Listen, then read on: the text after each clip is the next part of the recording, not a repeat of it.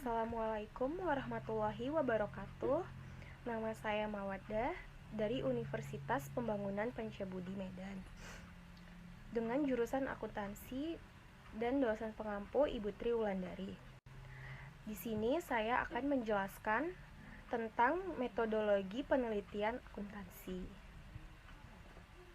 Oke, baiklah. Saya akan menjelaskan tentang metodologi penelitian akuntansi. Teori dan penelitian. Dalam aspek kehidupan, sering sekali kita mendengar istilah teori dan penelitian. Namun, apakah yang dimaksud dengan teori dan penelitian? Yang pertama, saya akan membahas teori.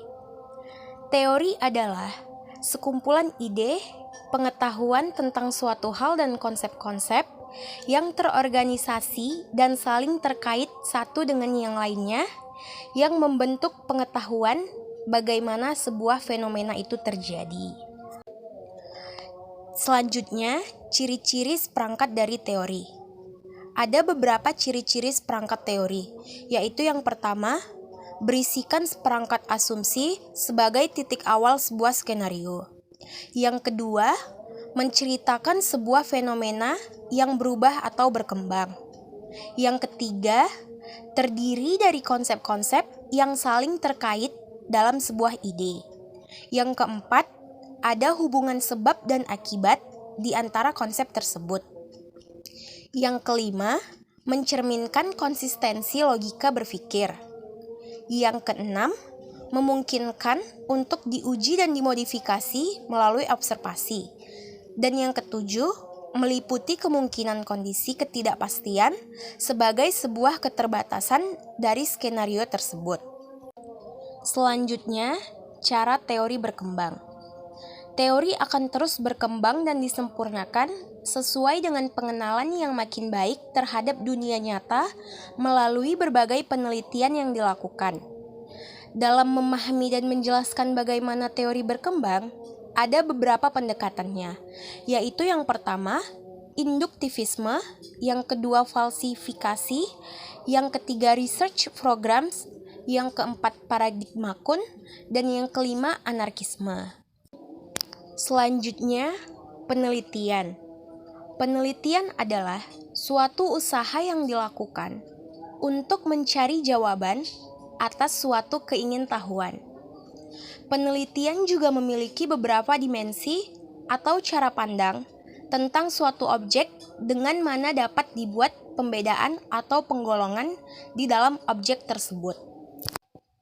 Selanjutnya, tujuan penelitian.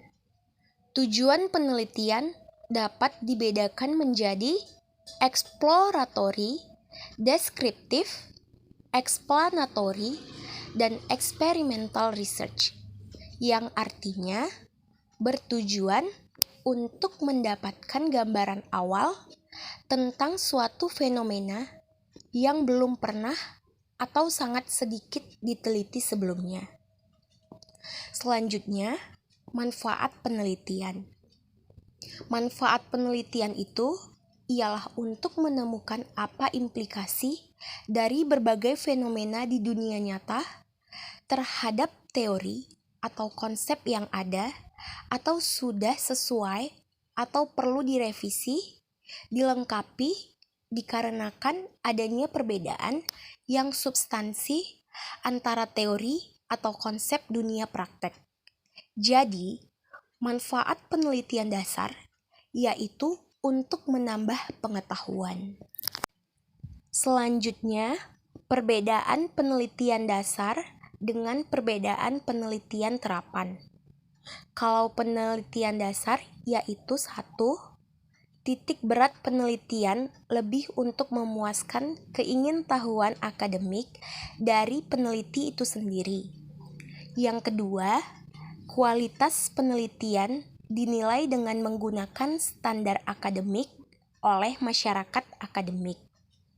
Yang ketiga, manfaat utama untuk memberikan kontribusi teoritis.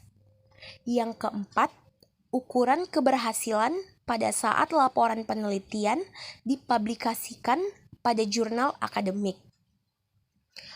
Kalau penelitian terapan, yaitu yang pertama, penelitian adalah bagian dari sebuah pekerjaan yang sering didanai dan tujuannya ditentukan oleh pemberi kerja. Yang kedua, kualitas penelitian dinilai oleh pemberi dana berdasarkan sejauh mana hasil penelitian memenuhi kepentingannya. Yang ketiga, manfaat utama adalah untuk menghasilkan rekomendasi yang sangat bermanfaat. Dan yang keempat itu ialah ukuran keberhasilan adalah pada saat rekomendasi tersebut digunakan oleh pemberi dana untuk memecahkan suatu masalah. Selanjutnya, etika dalam penelitian. Peneliti juga perlu memperhatikan dan menerapkan prinsip-prinsip etika profesional, antara lain yaitu yang pertama, kepentingan pengembangan sains. Yang kedua, kepentingan pribadi peneliti. Yang ketiga, hak-hak dari partisipan yang diteliti. Dan yang keempat, kepentingan masyarakat. Selanjutnya, contoh-contoh tindakan yang tidak etis yang sering terjadi dalam penelitian, yaitu yang pertama, mengutip pernyataan orang lain tanpa pengakuan yang layak. Yang kedua, mengajukan pertanyaan interview yang tertensius atau mengarahkan atau menjebak agar data yang diperoleh sesuai kehendak peneliti. Yang ketiga, menghapus data yang tidak sesuai kehendak peneliti secara semena-mena. Yang keempat, memanfaatkan hubungan dengan responden untuk keuntungan pribadi peneliti di luar sepengetahuan responden yang bersangkutan. Yang kelima, menciptakan data sendiri. Yang keenam, sengaja memilih referensi metode pengolahan data yang paling mudah dilakukan dengan mengorbankan kualitas hasil penelitian secara signifikan. Yang ketujuh, memproduksi karya sendiri dengan modifikasi minimal atau tidak layak untuk sekedar memenuhi tuntutan jumlah publikasi tertentu. Dan yang kedelapan, menggunakan data-data rahasia dari pelaku objek penelitian untuk penelitian lain di luar yang diketahui pelaku tersebut. Selanjutnya, berbagai pendekatan dalam penelitian ilmiah. Berbagai cara pandang yang ada dalam ilmu sosial dengan kebenarannya, masing-masing yang bersifat relatif dan kontekstual. Berbagai cara pandang yang berbeda akan menentukan bagaimana seseorang peneliti menentukan research question dan merencanakan penelitian dan melaksanakannya. Selanjutnya, ada dua pendekatan dalam penelitian ilmiah. Yang pertama, pendekatan positif atau kuantitatif. Pendekatan positif atau kuantitatif adalah pendekatan yang menekankan pada kombinasi antara logika deduktif dan penggunaan alat-alat kuantitatif dalam menginterpretasikan suatu fenomena secara objektif. Yang kedua, pendekatan alternatif atau kualitatif. Pendekatan alternatif atau kualitatif adalah pendekatan yang menekankan pada pemahaman yang bersifat kualitatif dan mendalam tentang fenomena yang diteliti dengan menggunakan peneliti itu sendiri sebagai alat untuk mencapai suatu kesimpulan. Selanjutnya, kritik-kritik terhadap penelitian kuantitatif. Yang pertama, penelitian kuantitatif mengarahkan peneliti untuk sekedar menemukan hasil secara cepat, melibatkan interaksi yang minim atau tidak sama sekali dengan pelaku atau fenomena yang diteliti. Kedua, korelasi statistik berdasarkan variabel-variabel sering ditetapkan secara arbiter dalam konteks interaksi yang alami di dunia nyata. Yang ketiga, Makna korelasi yang dihasilkan pada tingkatan tertentu juga melibatkan penalaran common sense yang spekulatif, yang mana sesungguhnya dihindari oleh sains. Yang keempat, upaya untuk membuat segala sesuatu menjadi terukur sesungguhnya hanya menyembunyikan fakta adanya nilai-nilai subjektif dalam konsep-konsep yang sesungguhnya problematis. Dan yang kelima, logika statistik murni untuk menguji hipotesis justru dapat membuat pengembangan hipotesis dari data untuk pengembangan sains selanjutnya menjadi kurang efektif. Selanjutnya, kritik-kritik terhadap penelitian kualitatif, yaitu yang pertama, penelitian kualitatif hanyalah sekedar alat untuk membuat peneliti terbiasa dengan sebuah situasi sebelum proses pengambilan sampel dan kuantifikasi data dilakukan.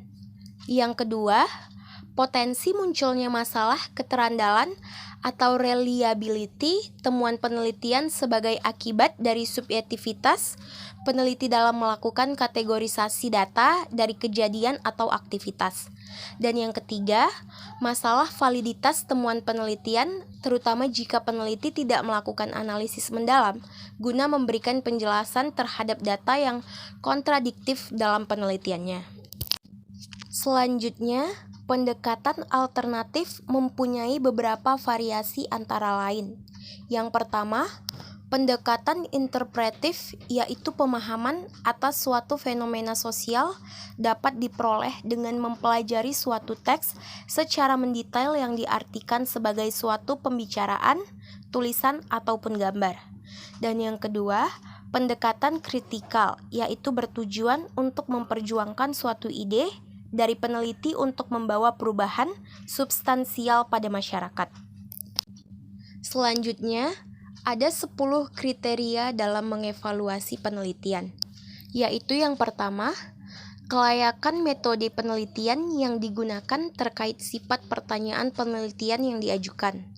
Yang kedua, kejelasan hubungan antara penelitian tersebut dengan bangunan pengetahuan atau teori yang telah ada. Yang ketiga, adanya penjelasan yang memadai tentang kriteria yang digunakan untuk memilih kasus untuk diteliti pengumpulan serta analisis data. Yang keempat, sensitivitas metode-metode penelitian tepat untuk menjawab pertanyaan penelitian. Yang kelima, pengumpulan data dan pembuatan catatan-catatan terkait dilakukan dengan sistematis. Yang keenam, prosedur analisis menggunakan referensi yang layak terhadap data yang diperoleh. Yang ketujuh, analisis dilakukan secara sistematis. Yang kedelapan, adanya pembahasan yang layak tentang bagaimana tema, konsep, dan kategori diturunkan dari data yang ada. Yang kesembilan, adanya pembahasan yang layak tentang bukti-bukti yang mendukung maupun bertentangan dengan argumen peneliti. Dan yang ke-10, adanya pembedaan yang jelas antara data dan interpretasinya.